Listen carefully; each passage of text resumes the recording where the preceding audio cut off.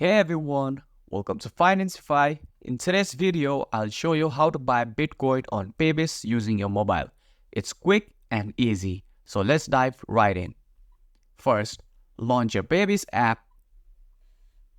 Once you're logged in, on the home screen, tap the Buy Bitcoin button.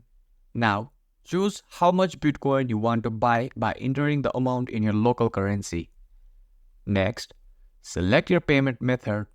Paybis offers various options like credit card, bank transfer, or e-wallets. For this tutorial, let's choose credit card. If it's your first time, you will need to complete the KYC verification. Just follow the on-screen instructions to upload your ID and verify your identity.